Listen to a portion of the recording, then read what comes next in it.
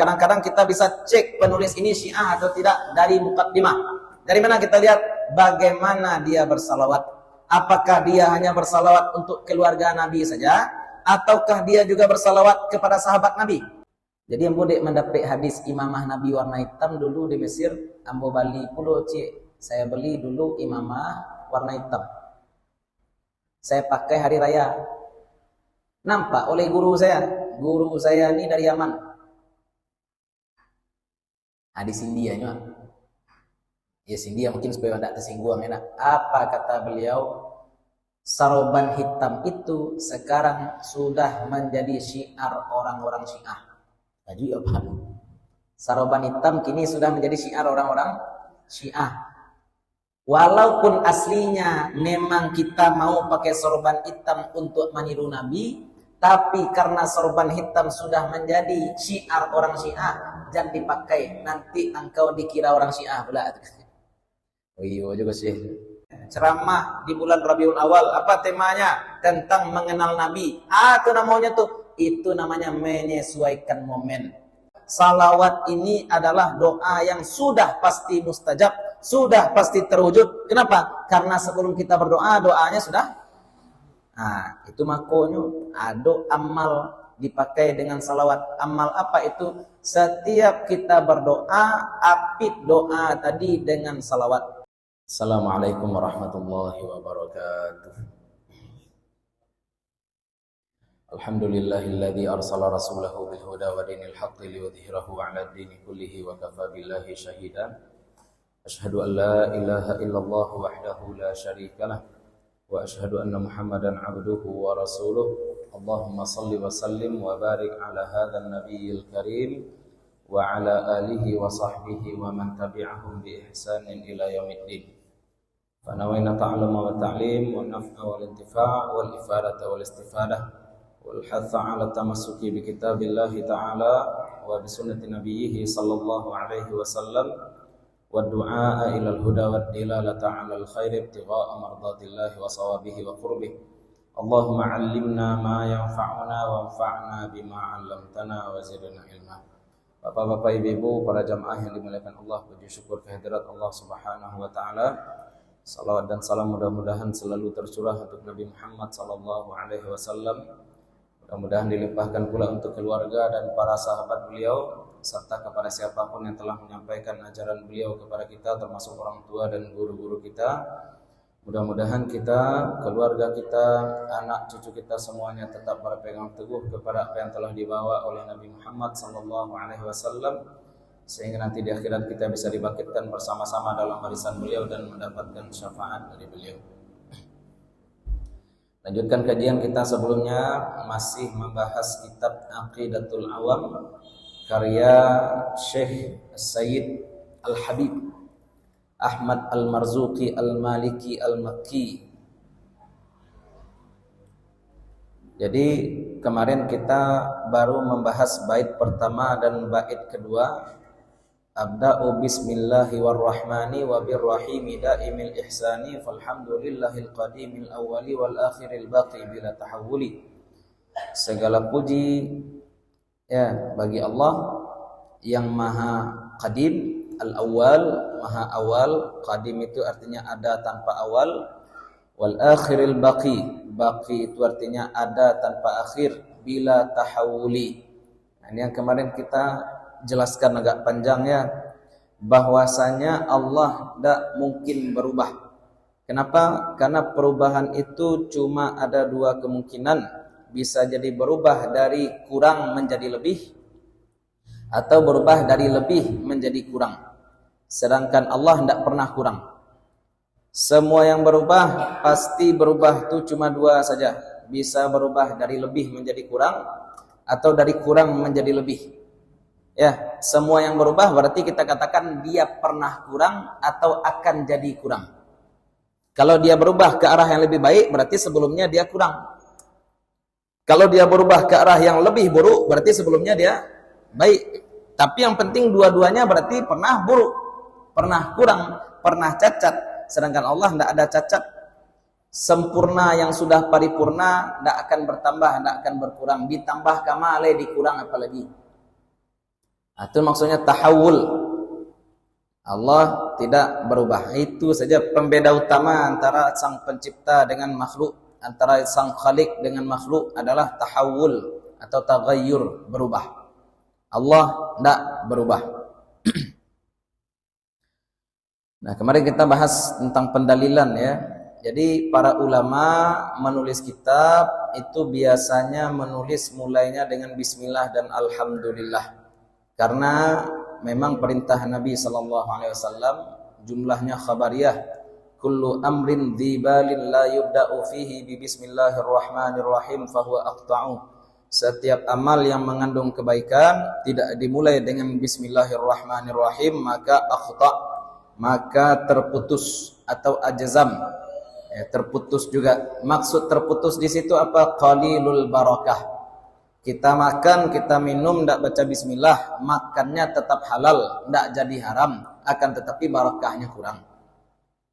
Alhamdulillah juga demikian, hadisnya mirip. Kullu amrin zibalin la yubda'u bilhamdulillah fahuwa ajzam.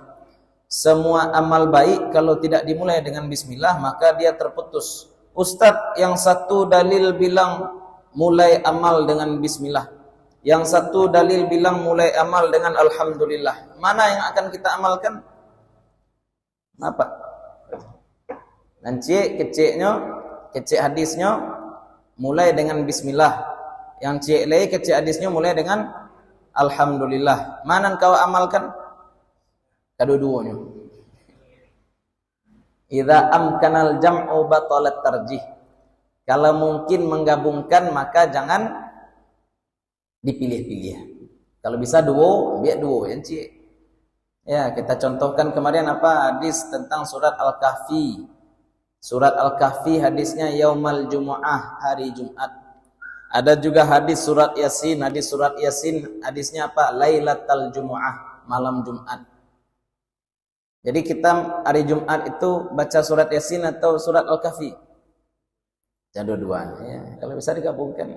Yang kita katakan ya, ayat-ayat Al-Quran, surat-surat Al-Quran, kalau dia jadi orang itu sudah marah dia pada kita. Kenapa marah pada kita? Kita adu-adu. Diadu-adu surat Yasin dengan surat Al-Kahfi. Kalau jadi orang kecil surat Yasin adu-adu dan udah sana dengar sih. Diadu-adu. Baca saja faqra'u ma tayassara minal Quran. Lalu awak langsung malam Jumat itu, Pak. Tidur kita langsung malam Jumat setelah Isya, berdosa enggak? Enggak berdosa. Kalau baca Yasin apalagi lebih enggak berdosa. Sedangkan orang lalu saja langsung malam Jumat enggak berdosa, apalagi dia baca. Nah, ini aneh kalau misalkan kita larang orang baca Yasin seolah-olah berdosa pula baca Yasin malam Jumat. Lalu saja langsung enggak masalah. Boleh baca Quran dulu. Apa surat dibaca? Ya terserah, mau Yasin, mau An-Nas, mau Al-Fatihah, mau Qul Huwallah. Faqra'u ma tayassara, bacalah yang mudah. Digabungkan dua-duanya tidak masalah. Ustaz, hadis tentang Yasin itu lemah. Sama, hadis Al-Kahfi juga lemah. Tapi hadis lemah boleh dipakai untuk fadilah amal, tidak boleh dipakai untuk menghalalkan yang haram atau mengharamkan yang halal. Terkait halal haram tidak bisa dipakai hadis yang dhaif, tapi terkait amal-amal tambahan boleh. Ya, tambahan-tambahan amal boleh. I'tiqad tidak boleh. I'tiqad bahkan hadis ahad juga tidak boleh. Nah, itu muqaddimah. Ya, itu muqaddimah kemarin. Lanjut. Tsumma shalatu wassalamu sarmada 'alan nabiyyi khairi man qad wahhada wa alihi wa sahbihi wa man tabi' sabila dinil haqqi ghairi mubtadi'. Dua bait selanjutnya diiringkan dengan salawat kepada Nabi Muhammad sallallahu alaihi wasallam. Ini dalilnya juga jelas, innallaha wa malaikatahu yusholluna 'alan nabi ya ayyuhalladzina amanu shallu 'alaihi wa sallimu taslima. Sesungguhnya Allah dan para malaikat bersalawat atas Nabi, wahai orang-orang yang beriman, bersalawatlah kalian kepadanya, kepada beliau, wa sallimu taslima, dan bersalamlah sebenar-benar salam. Itu kalau terjemah maf'ul mutlak. Kita terjemahkan dulu baitnya, kemudian salawat dan salam sarmada bertubi-tubi 'alan nabiyyi khairi man qad wahhada, atas nabi. Siapa nabi itu? Khairi man qad wahhada, sebaik-baik orang yang bertauhid. Siapa yang paling baik tauhidnya? Nabi Muhammad sallallahu alaihi wasallam. Kita kemarin sampaikan perbedaan antara iman manusia, iman malaikat dengan iman para nabi. Iman manusia kadang naik, kadang turun. Nabi katakan al-imanu yazidu wa yanqus. Bisa bertambah, bisa berkurang. Kapan iman kita naik? Ketika naik pesawat. Bagoyang pesawat. Itu naik tinggi naik mana tu? Naik pesawat, bagoyang pesawat, atu tinggi naik mana? La ilaha illallah. La haula wala quwata illa billah. Kapan iman kurang? Iman kurang ketika lalai, banyak nikmat. Iman kita kadang naik, kadang turun. Kalau iman malaikat konstan, segitu-segitu aja terus. Tetap imannya sudah bagus, sudah segitu-segitu aja terus. Sedangkan iman para nabi naik terus. Naik terus. Mana nancak berarti itu? Iman para nabi. Makanya dikatakan Nabi Muhammad adalah khairi man wahada. Nabi Muhammad adalah sebaik-baik orang yang bertauhid. Dan Nabi Muhammad adalah nabi paling mulia. Bukan cuma nabi paling mulia, namun juga makhluk paling mulia. Manusia secara umum kita katakan manusia itu makhluk yang paling sempurna. Ya, laqad khalaqnal insana fi ahsani taqwim. Manusia adalah makhluk yang paling sempurna Allah ciptakan. Sebaik-baik penciptaan itu adalah manusia. Ini dengan satu dalil ini kita bisa katakan bahwa bahkan dibandingkan malaikat pun manusia dari sisi penciptaan itu adalah lebih baik. Tapi ini secara umum. Ini secara umum. Secara individu ada manusia lebih buruk daripada hewan. Ini jangan nanti bangga pula, oh hebat manusia berarti Ustaz diciptakan sebaik-baik penciptaan. Berarti hebat manusia daripada malaikat Ustaz. Iya, manusia lebih hebat daripada malaikat. Berarti awak, angku belum tentu lah. Ya. Parsial belum tentu, secara global ya. Kenapa? Karena kita lihat juga dalil terapannya ketika Allah Subhanahu wa taala menciptakan Nabi Adam, malaikat disuruh sujud kepada itu bukti juga bahwa manusia diciptakan dengan sebaik-baik penciptaan. Tidak ada malaikat protes, Pak, kami tidak mau sujud ke Adam doa ya Allah, batu syirik. Ya, berarti syirik itu maknanya apa? Takzim, bukan sujudnya yang menyebabkan seseorang syirik, tapi takzim dalam hatinya itu menyebabkan syirik. Ya, sujud juga kemudian dipraktekkan oleh Nabi Yakub dan keluarga Nabi Yusuf kepada beliau ketika dibawa ke Mesir. Namun dalam syariat Nabi Muhammad tidak boleh sujud kepada makhluk. Andai boleh sujud manusia kepada manusia, maka akan aku suruh, maka sungguh patut seorang perempuan sujud pada suaminya, kata Nabi. Berarti sujud pada manusia tidak boleh. Tidak boleh. Ya, haram. Langsung syirik. Oh, kalau syiriknya kita lihat i'tiqad. Masalah syirik dan iman itu adalah masalah i'tiqadiyah, sedangkan masalah amal adalah masalah fikih. Itu masalah fikih. Ya, ini umpama sama seperti masalah manusia dan malaikat tadi, umpama laki-laki dan perempuan. Kalau kita ditanya mana yang lebih kuat, laki-laki atau perempuan? Mana yang kuat, laki-laki atau perempuan?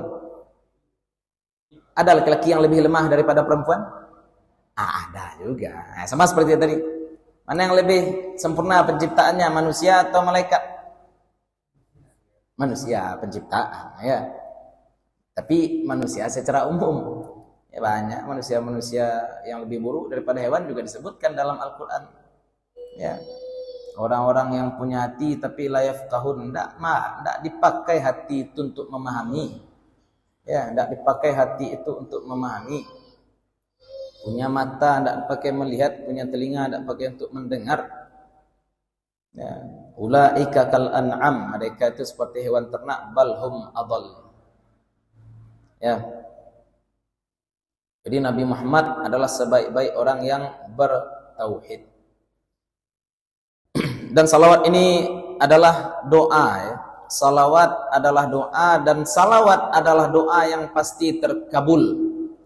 Bedakan ya antara terkabulnya doa dengan terdengarnya doa. Allah mendengar semua doa. Allah mendengar semua doa. Allah wujudkan semua doa, alun tentu leh. Itu balik ke iradat Allah.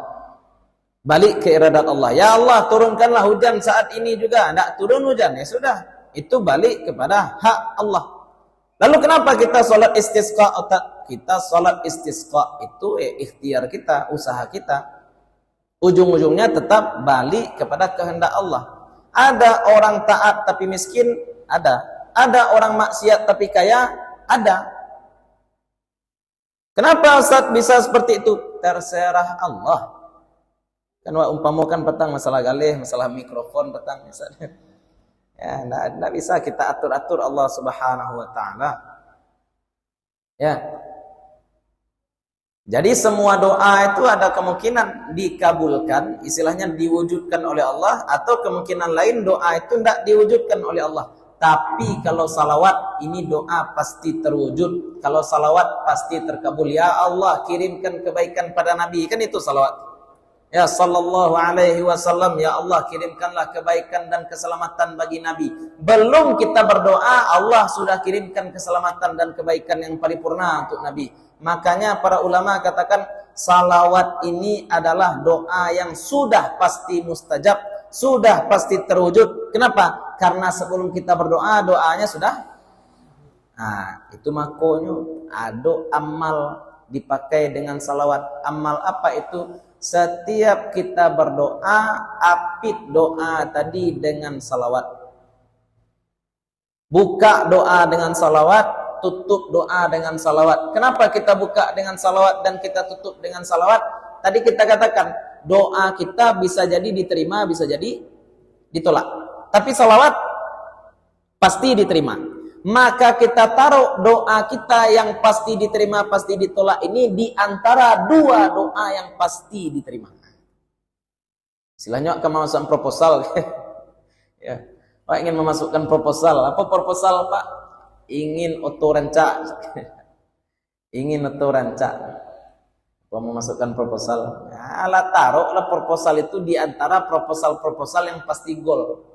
Salawat itu iltimas, ya. Salawat itu doa kita kepada Allah Subhanahu wa taala, permintaan kita kepada Allah agar Allah mengirimkan kebaikan bagi Nabi. Iya. Pasti dikabulkan, pasti. Tapi kalau kita minta badan sehat, belum tentu dikabulkan. Kita minta rezeki lancar, belum tentu dikabulkan. Bagaimana caranya, Ustaz? Biar kita bisa diterima itu doa kita, ya, agar lebih besar potensi dikabulkan oleh Allah doa kita. Apit dengan dua salawat. Nah, ini namanya apa? Ini namanya wasilah paling ringan dalam berdoa. Apa wasilah paling ringan dalam berdoa? Salawat. Kalau ingin wasilah yang lebih daripada itu bisa. Bagaimana caranya wasilah lebih daripada sekedar salawat? Sedekah dulu. Sedekah dulu. Ya Allah, ambo bersedekah. Mudah-mudahan dengan sedekah yang ambo bagi tadi dilancarkan rezeki ambo, diangkat penyakit ambo. Bisa. Ya, itu namanya wasilah. Atau tidak ada duit untuk berwasilah, kita baca saja Al-Quran. Ya, kita baca Al-Quran pagi misalkan. Ya, setelah selesai baca Al-Quran, ya Allah, pagi ini saya sudah baca Al-Quran. Iku puluh amal nan bisa ambo kerajuannya ya Allah. Tapi ambo aduh hajat. Apa hajat? Nah, sebutlah hajat awak. Ya, sebutlah hajat kita. Makanya di dalam muqaddimah tafsir Ibnu Katsir, ya, muqaddimah untuk tafsir surat Yasin, Ibnu Katsir itu menyebutkan bahwasanya surat Yasin itu bisa menjadi alat wasilah. Wasilah untuk apapun beban yang barangkali kita hadapi. Kok utang misalkan, kok penyakit misalkan. Kenapa? Karena Nabi SAW itu bersabda, Iqra'u Yasin ala mautakum. Maaf, Iqra'u ala mautakum surat Yasin. Iqra'u ala mautakum surat Yasin. Bacakanlah atas orang mati di antara kalian surat Yasin, kata Nabi. Apa maksudnya membacakan surat Yasin pada orang yang mati? Ya, kita maknai orang mati di situ adalah orang yang akan mati, orang yang sakaratul maut. Ini adalah beban yang sangat berat dihadapi oleh manusia. Disuruh kita baca Yasin oleh Nabi, berarti Yasin ini khasiatnya adalah mengangkat beban sakaratul maut. Kalau beban sakaratul maut saja bisa terangkat dengan surat Yasin, apalagi beban utang. Apalagi beban seketik-seketik. Ya, beban-beban lain dihadapkan kepada beban sakaratul maut, itu menjadi kecil jadi. Itu namanya apa? Wasilah. Dalil lain juga tentang wasilah adalah ya ayyuhalladzina amanu taqullaha wabtaghu ilaihil wasilah. Hai orang-orang yang beriman, bertakwalah kepada Allah dan carilah menuju Allah itu wasilah. Cari caro untuk dekat kepada Allah. Wabtaghu ilaihil wasilah. Cari caro. Dan caro awak dekat kepada Allah boleh jadi berbeda-beda apa? Ada orang yang lambungnya kuat, berarti cara dia dekat kepada Allah dengan memperbanyak puasa. Ada orang yang duitnya banyak, berarti cara dia mendekat kepada Allah adalah dengan memperbanyak sedekah. Ya. Ada orang yang temperamen, berarti cara dia mendekat kepada Allah dengan menahan temperamennya. Ada orang punya istri penyabar, berarti cara dia dekat kepada Allah dengan bersyukur. Ada orang punya istri tapi bininya tukang adik. Atau orang punya laki tapi lakinya parabu. Baca doa dekat kepada Allah. Sabar. Banyak sabar. Setiap kita ada jalan wasilah menuju Allah. Nah, tugas kita istiqamah. Cari wasilah menuju Allah, istiqamah dengan wasilah tadi. Nah, termasuk ini ya. Salawat adalah wasilah. Wasilah. Ya. Ya.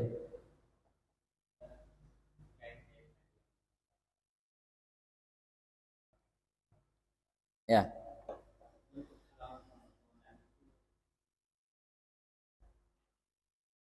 Kalau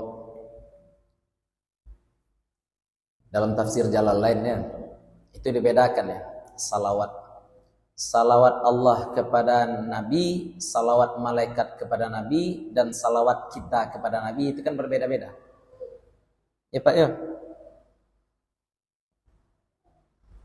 Contoh saya kayak Ustaz, lai sayang kamu.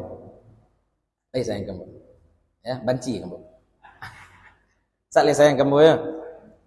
Bini ambo, lai sayang kamu. Iyo lah, masa enggak pula ya. Mintu ambo, orang tua ambo, bentuk sayangnya sama ada? Oh, beda. Beda ya. Bentuk sayangnya berbeda. Ya. Istri sayang pada suami, aduh ini yang bahasa Inggrisnya lust. Ya. Sayang suami istri itu ya sayang mahabbah, mawaddah. Ya, sayang suami istri itu ya ada sayang wadud ya. Nikahilah perempuan yang wadud kata Nabi. Tapi kan ada lagi mahabbah. Cinta, sayang itu banyak macamnya, ada cinta tambah lust, seperti lust, nafsu. Ya, suami sayang istri, apakah sayang gini saja? Enggak. Tapi orang tua sayang anaknya, orang tua sayang anak bagaimana? Beda lagi itu. Ya, ada lagi tetangga sayang cinta kepada tetangganya, ada lagi berbeda itu maksudnya. Ada cinta disertai dengan harapan, ada cinta disertai dengan nafsu, ya nak? Cinta disertai harapan itu ada orang yang sayang kepada dunsanaknya yang setiap bulan magiannya pitih. Ya. Ketika hilang pitihnya, hilang sayang. Kan contoh ya. Begitu pula salawat. Ya, begitu pula salawat. Malaikat bersalawat kepada Nabi. Kita bersalawat kepada Nabi, bahkan Allah juga bersalawat kepada Nabi. Sama itu enggak, berbeda. Ya, salawat dari Allah itu apa? Kepastian kemuliaan. Ya, mutlak, absolut. Allah kalau sudah bersalawat kepada Nabi itu absolut. Ya. Kalau salawat dari malaikat apa? Doa kebaikan. Kalau salawat dari hamba, dari kita, ini yang agak aneh ya. Salawat dari kita apa? Istighfar maksudnya. Ketika kita bersalawat kepada Nabi, berarti kita maksudnya apa? Minta ampun. Kenapa? Nabi kan tidak berdosa, Ustaz. Kenapa kita minta ampun? Salawat itu kembali kepada yang baca. Kan tadi kita katakan, Nabi sudah mulia. Perlu Nabi salawat. Apalagi guna salawat bagi Nabi? Tidak ada lagi guna salawat bagi Nabi sallallahu alaihi wasallam. Mau kita cinta Nabi, mau kita benci Nabi, Nabi pasti masuk surga. Tapi guru kami dulu, Tuk Yaman, Tuk Yaman, Khatib, kata beliau, Nabi itu kalau mau kita umpamakan salawat itu umpama sawah di ateh bukit. Sawah di ateh bukit, airnya olah panuh. Ketika sawah di atas bukit airnya sudah penuh, airnya mengalir ke mana? Ke sawah-sawah yang di bawah. Berarti itulah salawat kepada Nabi. Nabi sudah penuh. Jadi sejatinya ketika kita ngirim salawat kepada Nabi, maksudnya apa? Istighfar atau doa kebaikan. Kebaikan itu nak butuh bagi Nabi. Nabi nak butuh istighfar. Tapi Nabi dilambiahnya kawan, itu syafaat. Ya, makanya dalam salah satu hadis Nabi sallallahu alaihi wasallam katakan, semua nabi diberikan satu jatah doa yang tidak akan tertolak. Semua nabi diberikan jatah satu doa yang tak tertolak. Maka aku simpan jatah doa tersebut untuk berdoa agar umatku diberikan syafaat. Ummati itu saja doa Nabi. Sayang Nabi kepada kita itu luar biasa. Bagaimana kita sekarang mencintai Nabi? Kalau ditanya nama bini Nabi, nak tahu tak Pak? Cepat jawab. Anak-anak sekarang kalau ditanya nama istri Nabi, entah tahu entah tidak. Ditanya nama anak-anak Nabi, entah tahu entah tidak. Ada berapa peperangan yang dilakukan Nabi? Mana perang yang langsung Nabi turun tangan? Mana yang Nabi hanya sekedar mengutus pasukan? Tak tahu orang sekarang. Nah, dibuat acara peringatan Nabi SAW, Maulid Nabi, dibacakan manaqib Nabi, dibacakan kapan lahirnya, kapan hijrahnya dan segala macam. Apa kecil puluh bid'ah. Orang lah tak kenal je Nabi kah? Kalau ingin kenal Nabi, apa caranya? Masuk pesantren, setiap minggu baca sejarah Nabi. Pasti itu Pak. Ya, setiap Senin baca sejarah Nabi itu. Tapi orang-orang awam ini, orang-orang pasar, orang-orang sibuk ke sawah, lai kata laki setiap minggu membaca sejarah Nabi. Sekali setahun perlu je, bukan awak mengkhususkan sekali setahun saja awak membaca sejarah Nabi. Kalau ditanya ingin setiap hari awak baca sejarah Nabi. Itu makanya ambo kecian kalau bisa setiap kita di rumah masing-masing punya buku sejarah Nabi satu. Itu yang kemarin kita sampaikan ya Pak ya. Pas khutbah Jumat, ayo kita sampaikan. Setiap kita mestinya di rumah punya buku sejarah Nabi satu. Tapi awak ke macam-macam loh Pak. Ada orang kalau baca buku surang tekan tua. Ya. Setengah halaman baru tekan tua. Awak dek guru ya.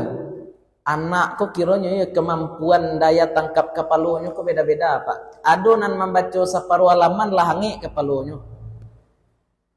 Memang hangik kepalanya. Panian.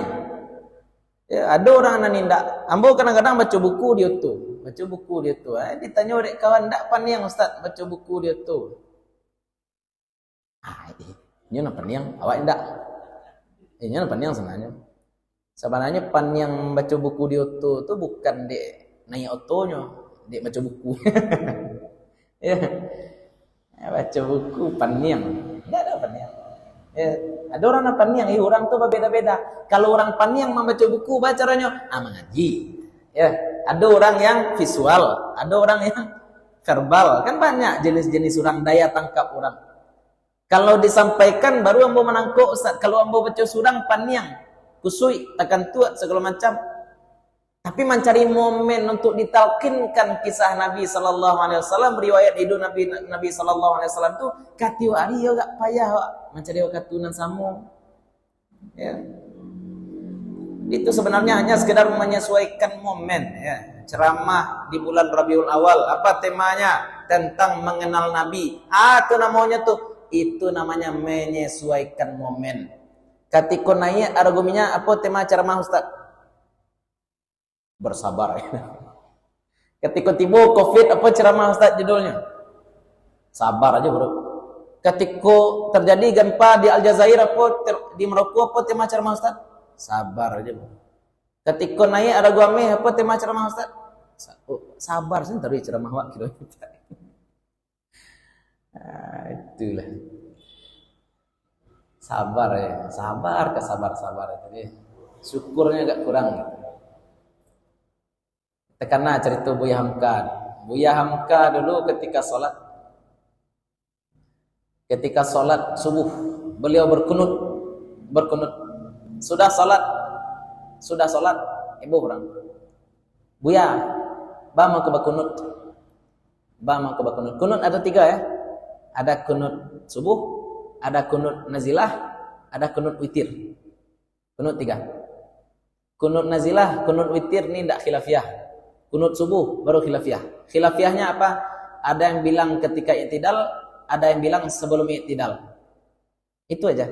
Haji Rasul itu membahas ya. Tapi walau bagaimanapun kunut tetap bukan rukun solat. Orang yang tidak kunut solatnya tetap sah. Tapi ketika itu Buya Hamka yang jelas-jelas Muhammadiyah berkunut. Sudah berkunut tuh bertanya orang, Buya, kenapa berkunut? Apa jawab Buya Hamka?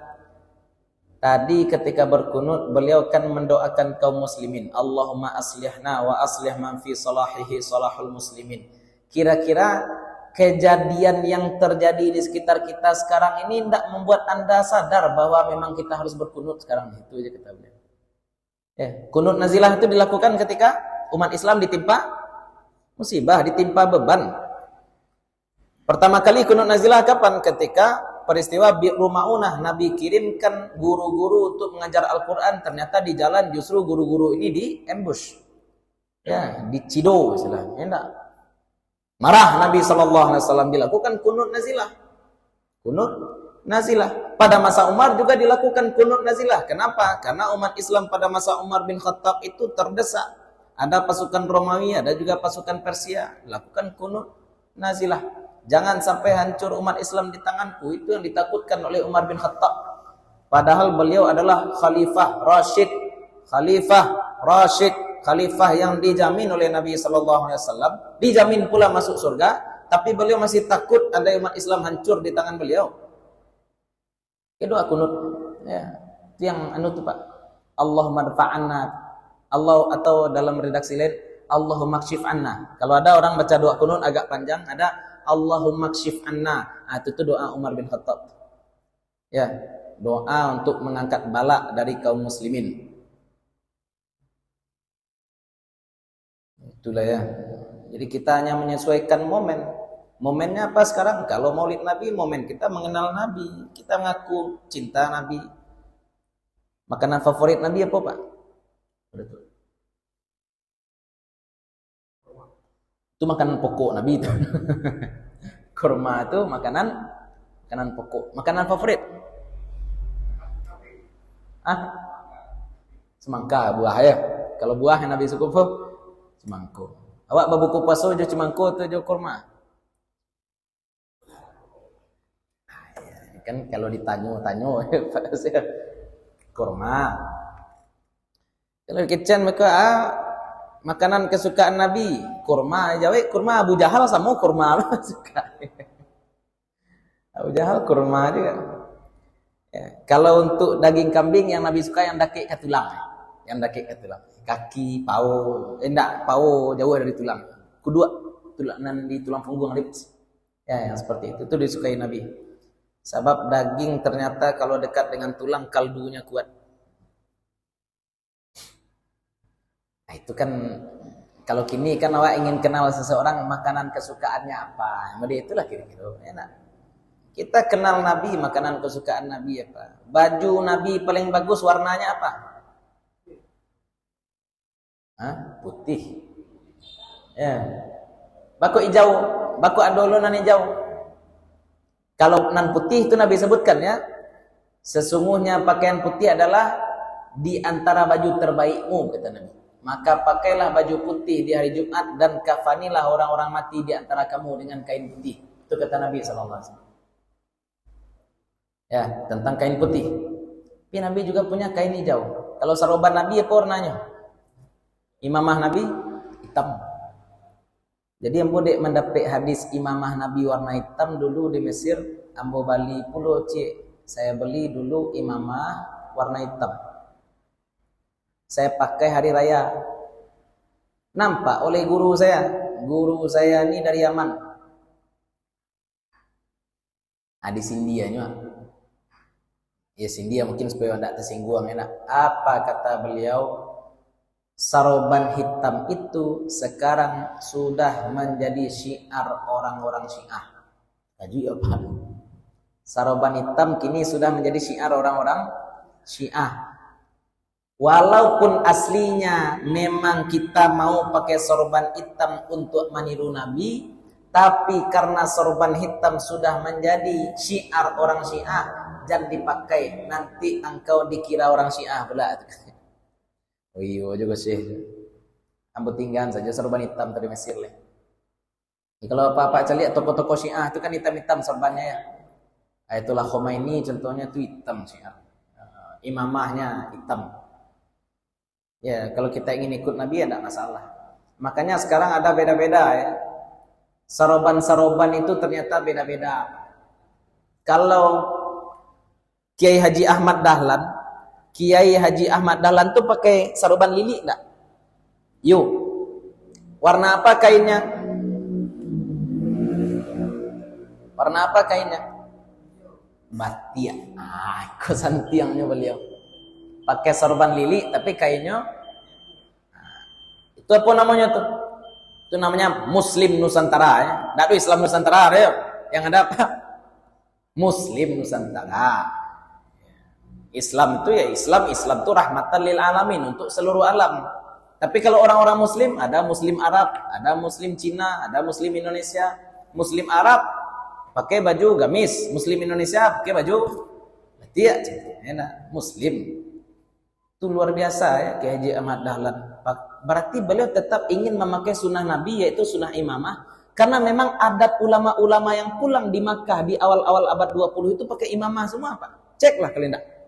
Kalau Sumatera Barat, Nyak Canduang, Nyak Parabe pakai imamah. Kalau di Jawa, Kiai Haji Hasyim Asy'ari juga pakai imamah. Ya, pakai imamah semua. Tapi Kiai Haji Ahmad Dahlan kok agak aneh. Awak mencari raso-raso belangkon dari Jawa. Pas diceliak dake kiranya dilili. Berarti bukan belangkon, tapi itu imamah namanya, sorban imamah, tapi sorbannya kainnya pakai kain batik. Itu masalah-masalah syiar ya. Ini juga nih syiar Sunni juga tampak di muqaddimah. Apa itu? Setelah salawat kita iringkan juga salawat untuk keluarga dan sahabat Nabi. Ini beda ya. Kadang-kadang kita bisa cek penulis ini Syiah atau tidak dari muqaddimah. Dari mana kita lihat bagaimana dia bersalawat? Apakah dia hanya bersalawat untuk keluarga Nabi saja, ataukah dia juga bersalawat kepada sahabat Nabi? Kenapa? Karena bagi orang-orang Syiah, keluarga Nabi itu dipersempit hanya untuk ahli kisah. Ahli kisah itu 4. Ali, Fatimah, Hasan, Husain. Lain daripada yang 4 ini mereka benci. Kenapa? Karena menurut orang-orang Syiah, semua sahabat bersepakat untuk memakzulkan kekhalifahan Ali bin Abi Thalib. Menurut mereka yang harus jadi khalifah pertama Ali, tapi sahabat sepakat yang jadi khalifah siapa? Abu Bakar. Marah mereka. Maka ketika mereka bersalawat, mereka cuma bersalawat untuk ahli kisah, 4 orang yang kita sebutkan tadi saja. Nah, kalau kita tidak, kita Sunni bersalawat untuk keluarga Nabi dan juga untuk sahabat Nabi sallallahu alaihi wasallam. Nah, itu salawat ya. Ini PR bagi kita ya. Ini PR serius ya Ibu apa-apa ya. PR serius. Pulang nanti yang punya Shopee buka Shopee, yang punya Tokopedia buka Tokopedia, yang punya nomor telepon, yang punya toko buku ya, yang punya nomor telepon toko buku, telepon tanya, ada ndak buku sejarah Nabi di kedai yang kau cari ya. Bohong kalau kita mengaku cinta Nabi tapi kita ndak kenal Nabi. Bali cie baco Ustaz wak tekan tuak baco surang, baco julaki tiap pagi. Udah baca salaman, baca suara kare. Ambo perlu baca salaman, baca suara kare. Ya, pokoknya kenal. Apa kitab dibeli? Boleh Syama'il Muhammadiyah, silakan, karya Imam Tirmizi. Boleh juga kitab Sirah Nabawiyah Al-Buti atau Al-Mubarakfuri, atau juga boleh Nurul Yakin kayak Fudari Bek.